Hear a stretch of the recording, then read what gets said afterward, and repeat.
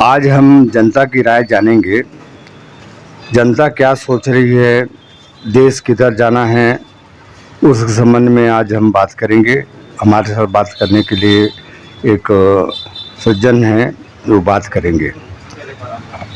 आप ये बताइए कि मोदी जी कहाँ तक सफल होंगे? मोदी जी लगातार देश के विकास की दृष्टि से कार्य कर रहे हैं। देश को आगे उन्नति बढ़ाने के लिए सदैव तत्पर हैं और निरंतर कार्य कर रहे हैं।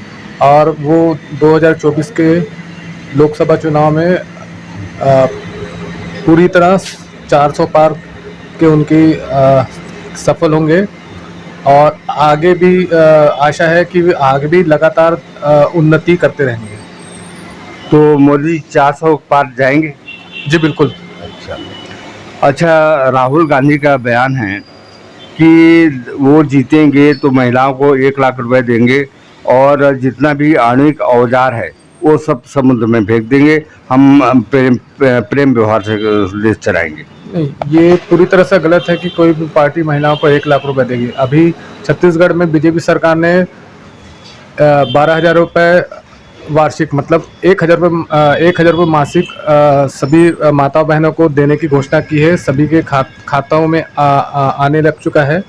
और जहाँ तक राहुल गांधी की आपने बात की कि आणविक ऊर्जा को निस्तारीकरण कहा जाए कि भारत चूँकि परमाणु शक्ति संपन्न था, सबसे पहले प्रधानमंत्री स्वर्गीय इंदिरा गांधी जी ने इस ओर कदम उठाया था। बाद में अटल बिहारी वाजपेयी द्वारा यह प्रयास किया गया। तो भारत छठवां परमाणु शक्ति संपन्न देश है। और चूंकि भारत का एक पड़ोसी शत्रु देश पाकिस्तान है, जो भी वो सामरिक आणविक दृष्टि से संपन्न है, इसलिए हमको अपनी आणविक शक्ति को लगातार समृद्ध बनाए रखना चाहिए, न कि इसको कम करना चाहिए और समाप्त करना चाहिए। ये विश्व की जो यूरोपीय संघ है, खासकर अमेरिका और यूरोप के कुछ देश है, जो कि आणविक निस्तारीकरण की परमाणु ऊर्जा को कम करना, समाप्त करने का प्रयास कर रहे हैं। चूँकि वे पहले समृद्ध है, लेकिन चूँकि भारत एक विकसित देश है यूरोपीय कंट्री की तुलना में, तो विकसित देशों पर ये यूरोपीय अमेरिका कंट्री दबाव बना रही है कि परमाणु शस्त्रों में कमी की जाए। ये एक प्रकार से यह भारत यदि यह प्रयास करेगा तो ये एक शत्रु को अपने ऊपर हावी देने जैसा है। इसलिए चूंकि भारत एक परमाणु शक्ति संपन्न देश है, इसलिए शत्रु भारत की ओर आंख उठा के नहीं देख सकता है। क्योंकि परमाणु व्यवस्था हमारे चीन के लिए भी ज़रूरी है, पाकिस्तान के लिए भी ज़रूरी है। तो ये कहना कि परमाणु हथियार नष्ट कर दिए जाएंगे, ये पूरी तरह गलत है, आपका कहना है। अच्छा, अटल बिहारी वाजपेयी जी का एक वक्तव्य आया था कि यदि पाकिस्तान की ओर से भारत पे कभी परमाणु हमला किया जाता है तो पाकिस्तान दूसरे दिन अपनी भारत के द्वारा पाकिस्तान पर इतने परमाणु बम गिराए जाएंगे कि पाकिस्तान कभी अपना सूर्योदय नहीं देख सकता कभी। तो ये अटल बिहारी वाजपेयी जी का वक्तव्य कांग्रेस को याद रखना चाहिए। अच्छा, पश्चिम बंगाल में संदेश खाली का असर ममता बनर्जी पे कितना पड़ेगा? देखिए, जहाँ तक पश्चिम बंगाल की बात है, जिसका अभी नाम बंगाल किया गया है, और चूँकि बंगाल एक बांग्लादेश सीमा से लगा हुआ देश है, और पश्चिम बंगाल और भारत के जो पूर्ववर्ती जितने भी राज्य हैं, वहाँ पे अवैध रूप से बांग्लादेशी, म्यांमार, रोहिंग्या जो मुस्लिम मूल के लोग हैं, वे भारत में अवैध प्रवासी, अवैध शरणार्थी के रूप में लगातार आ रहे हैं और जबरदस्ती हमारे जो भारत के संसाधन है उस पर कब्जा कर रहे हैं। इसके कारण पश्चिम बंगाल की जो डेमोग्राफी स्थिति है वो कमज़ोर हुई है और सुरक्षा की दृष्टि से भी कमज़ोर हुई है। और इस कारण पश्चिम बंगाल और बाकी भारत के पूर्वोत्तर राज्यों में ये इस प्रकार हमको हिंसा देखने मिल रही है। और पश्चिम बंगाल की जो ममता बनर्जी की तृणमूल कांग्रेस सरकार है, वे इनका समर्थन लेती है अपने वोट बैंक को मजबूत करने के लिए, बढ़ाने के लिए। तो पश्चिम बंगाल के जो मूल हिंदू बंगाली है उनकी ओर ध्यान देना चाहिए, न कि बांग्लादेशी शरणार्थियों की ओर ध्यान देना चाहिए। तो जो भारत के हमारे मूल नागरिक है, जो हमारे हिंदू बंगाली भाई बहन है, उनको उनका साथ देना चाहिए, जबकि ममता बनर्जी यह कार्य नहीं कर रही है। तो ममता बनर्जी मुस्लिम तुष्टिकरण का कार्य कर रही है। अभी केंद्र से सीए एनसीआरसी पास हुआ है, लेकिन ममता बनर्जी कहती है हम अपने राज्य में लागू नहीं होने देंगे। देखिए, सीए बिल्कुल रूप से एक भारत के संविधान द्वारा पारित किया गया एक कानून है, और ये भारत के नागरिकों पर लागू होता है, न कि बाहर के किसी व्यक्ति पर। तो जब से पारित हुआ है, रोहिंग्या जाना शुरू कर दी हैं, ऐसा सुनने में आ रहा है, और मोदी जी का कितना स्थान मिलेगा? पुनः प्रश्न कीजिए एक बार। मोदी जी का बंगाल में क्या असर होगा इस बार? जैसे कि बीजेपी सरकार द्वारा 400 पार का लक्ष्य रखा गया है, तो पश्चिम बंगाल भी उनका एक महत्वपूर्ण केंद्र है। चूंकि पश्चिम बंगाल में ममता बनर्जी की तृणमूल सरकार है, पश्चिम बंगाल में बीजेपी की कुछ सीटें लोकसभा की आने की संभावना है।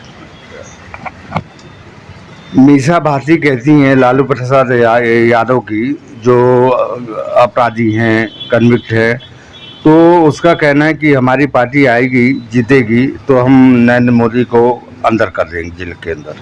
एक प्रकार से देखा जाए तो जो संवैधानिक पद पर कोई भी व्यक्ति है, चाहे विधायक हो, सांसद हो, या किसी पार्टी का कोई भी व्यक्ति हो, या किसी राजनीतिक परिवार से जुड़ा व्यक्ति हो, उनको देश के प्रधानमंत्री के बारे में किसी भी प्रकार की कोई राजनीतिक टीका टिप्पणी करते हैं तो बहुत अच्छी तरह से सोच विचार कर बोलना चाहिए। उनसे प्रार्थना है कि भगवान उन्हें उनकी बुद्धि को सद्बुद्धि प्रदान करें। अच्छा, दिल्ली में केजरीवाल अपनी सरकार जेल से चलाना चाहते हैं, तो क्या ये संभव है? एक देखिए, चूंकि दिल्ली के मुख्यमंत्री अरविंद केजरीवाल को भ्रष्टाचार के आरोप में, जो कि उनके सरकार द्वारा ही किया गया है, उनके बहुत से मंत्री विधायक शराब घोटाले के मामले में, दिल्ली शराब घोटाले के मामले में पहले से जेल में हैं, कुछ अलग अलग प्रकार से घोटालों में जेल में हैं, और जेल से कोई विधायक सांसद की तो अपना चला सकता है कोई, लेकिन मुख्यमंत्री के रूप में रहकर कार्य नहीं कर सकता। भ्रष्टाचार के मामले में जेल जाना एक प्रकार से अपने राज्य के लिए, खासकर दिल्ली की जनता ने उनको ईमानदारी के रूप में, क्योंकि पहले वे अन्ना हजारे जी के साथ में कांग्रेस के विरुद्ध भ्रष्टाचार के आंदोलन के रूप में खड़ा किए थे। अब एक वो महान अरविंद केजरीवाल, उनकी आप पार्टी एक महान भ्रष्टाचारी सिद्ध हुई है। तो केजरीवाल की पत्नी सुनीता केजरीवाल क्या सीएम बन सकती है? ये तो उनकी पार्टी ही तय करेगी, इसमें और अन्य कोई बोल नहीं सकते। वो उनकी जिम्मेदारी, यदि उनको लगता है कि उनकी धर्मपत्नी को मुख्यमंत्री को नॉमिनेट करना चाहिए, तो वो उनकी पार्टी तय करेगी। अच्छा, संजय सिंह के बाहर आने से पार्टी बिखर रही है, आप क्या कहते हैं? नहीं, ऐसा कुछ नहीं है। वो तो ये सब जो भी चीज़ें हो रही है, ये एक प्रकार से पूरी तरह न्यायपालिका के माध्यम से हो रहा है। इसमें किसी भी राजनीतिक दल का दखलंदाजी नहीं है। जिस प्रकार आप या विपक्षी सहयोगी दल द्वारा किया जाता है कि ये सब माननीय नरेंद्र मोदी जी के बीजेपी सरकार द्वारा किया जा रहा है, ये पूरी तरह से न्यायालय द्वारा ही किया जा रहा है। न्यायालय जो कर रहा है अच्छा काम कर रहा है। अच्छा, भगवंत मान पंजाब के मुख्यमंत्री और अरविंद केजरीवाल को जेल में नहीं मिलने नहीं दिया जा रहा है, शीशे के आड़ में मिलने दिया जा रहा है, उससे वो झलाए हुए हैं। देखिए, भगवंत मान जी भी एक पंजाब राज्य के माननीय मुख्यमंत्री जी हैं।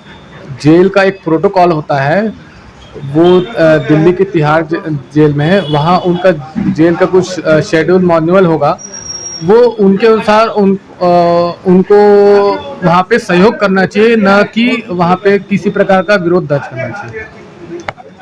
दिल्ली सरकार के द्वारा ही जेल प्रशासन आता है और केजरीवाल ने बहुत सारे नियम कड़े बनाए हैं और उनका कहना है कि उनकी पत्नी को उनसे नहीं मिलने दिया जा रहा है, वो भी शीशे के आड़ में। देखिए, कोई व्यक्ति जेल में है तो वहाँ उनसे रोज जाके मिले। आप पहले एक मुख्यमंत्री रह चुके हैं, इसलिए आप कहते हैं कि मैं जेल से ही अपनी सरकार चलाऊंगा और मेरे से मिलने मेरे घर वाले सांसद विधायक जो भी हैं वे नियमित रूप से आते रहें। ये तो एक प्रकार से जेल के नियमों का उल्लंघन है। जेल में कहते हैं कि अरविंद केजरीवाल बहुत परेशानी है स्वास्थ्य की दृष्टि से, लेकिन उनका वजन 6 किलो बढ़ गया है, सब कुछ ना बढ़ गया है। हमने तो सुना था कि उसका वजन गिर गया है, कम हो बढ़ गया है, 6 किलो वजन बढ़ गया है। जी जी जी। जहाँ तक तो इसका मतलब ये है कि जेल में कोई कमी नहीं है। उनको फिर अच्छा ट्रीटमेंट मिल रहा होगा जेल में। हाँ, वीआईपी ट्रीटमेंट मिल रहा होगा। हाँ, उनकी सरकार ने बनाया ना जेल तो उन्हीं के अंडर में है। जेल जहाँ तक है कि दिल्ली पुलिस के अधीन है और ये केंद्र सरकार के अधीन है। नहीं, दिल्ली शासन के अधीन जेल है दिल्ली। अरविंद केजरीवाल और नियम बनाने वाले अरविंद केजरीवाल है। केजरीवाल को मालूम नहीं था कि मैं जेल जाऊंगा। अब तो वहाँ का न्यायालय ही इस मामले को देखे, इसमें हम कुछ नहीं बोल सकते। तो न्यायालय में मनी टेल जो हुआ है 338 करोड़ का, तो उसे साबित हो रहा है कि मनी टेल हुआ है, लेकिन वो भाजपा के ऊपर आरोप लगा रहे हैं कि भाजपा को फायदा हुआ है। तो इसमें आप क्या कहेंगे? देखिए, ये अरविंद केजरीवाल और उनकी पार्टी द्वारा एक दुष्प्रचार किया जा रहा है। हाँ।